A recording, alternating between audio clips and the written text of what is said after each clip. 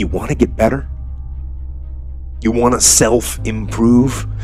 Stop looking for a shortcut and go find your alarm clock and find your discipline and find your guts and your passion and your drive and find your will.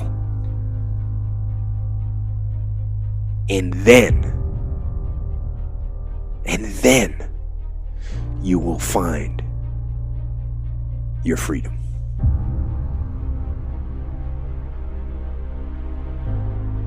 They looked at the most successful men and women of the world, and they found that they had like 7, 8 things in common. And one of the things they all had in common was a routine. They are obsessed with their routine. I got up the other day like at 3 o'clock in the morning, and I woke up and I was just walking around I was like, I'm so tired. I said, I'm tired. My body said, you're not tired. I said, well, why would you say I'm not tired? He said, because you woke up without an alarm clock. You woke yourself up. So if you were tired, your body wouldn't let you get up. If you were tired, your body would make you sleep till 6. What's your motivation?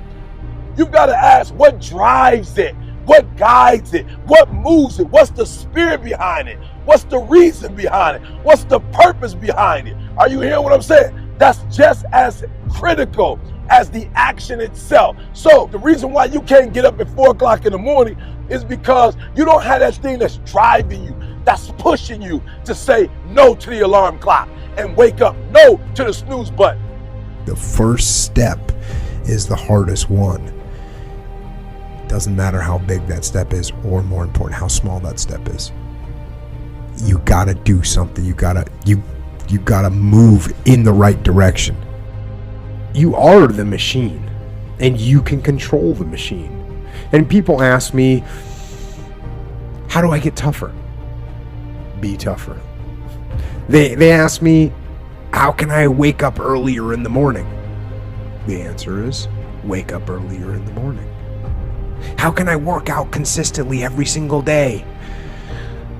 Work out consistently every single day. How can I stop from eating sugar? Stop eating sugar. You have that ability. You just have to assert it. You have to decide that you're going to be in control and that you are going to do what you want to do. Weakness doesn't get a vote. Laziness, they don't get a vote. Sadness, no vote. Frustration, no vote. Negativity, you don't get a vote. I don't even give my temper a vote. So the next time that you're feeling weak, or you're feeling lazy, or you're feeling soft, or you're feeling emotional, tell them that they don't get a vote. Tell them you are declaring martial law on your mind. You're declaring mind control. And impose what you want on your brain. Impose the discipline and the power and the positivity and the will. And use that mind control to move your life where you want it to be.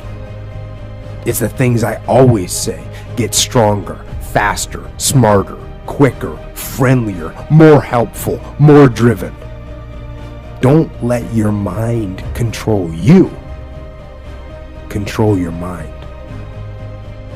A lot of people out there that are constantly trying to improve themselves by looking for the one change.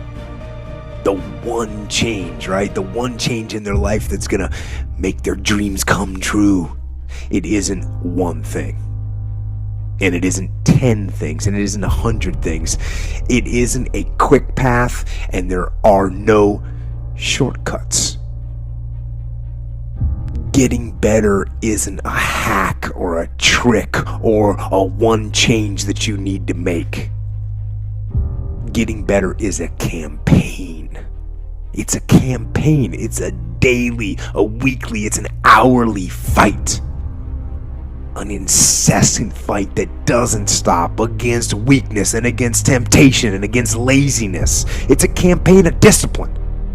It's a campaign of hard work and dedication. It's waking up early and going to bed late and grinding out every second in between. Every single day.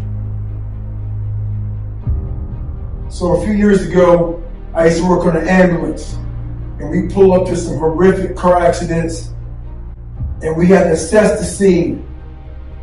And we had this golden hour. That golden hour is very important. We had to get people loaded in the ambulance and get in the hospital. Every morning of our lives, we were in that golden hour. We are assessing the scene of our own personal lives. Are we fat? Are we lazy? Do we not want to accomplish anything in life? You have to assess yourself. After you assess yourself, you have to formulate a plan. That plan is to fix what the fuck is wrong with you.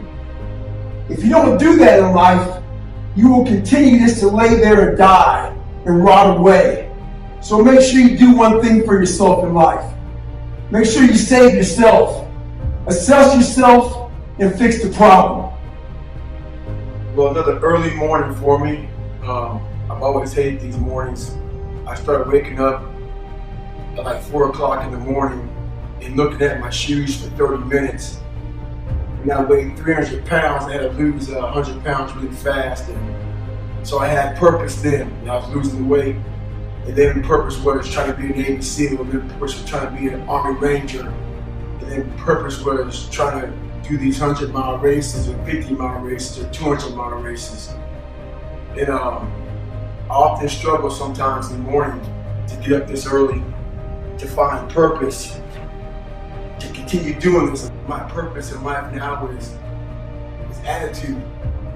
I want to start the day off. I still hate it.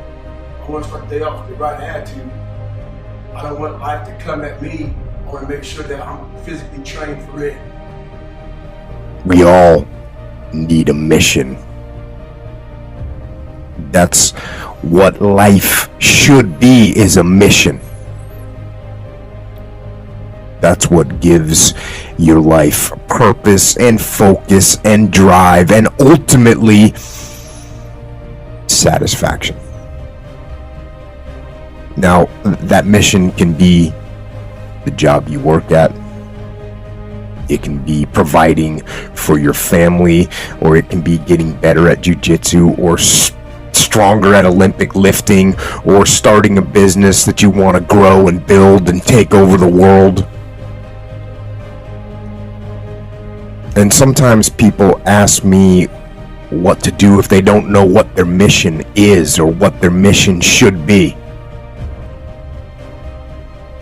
And I tell them, if they're in that situation, go help someone. Go help someone else. Make that your mission. Because that will make you better. And it'll make the world better. And eventually from that, you'll see what your mission is.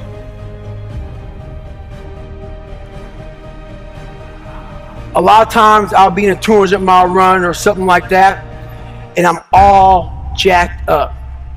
Body's broken, mind's broken, spirit's broken. I start to say, what if I can pull this off?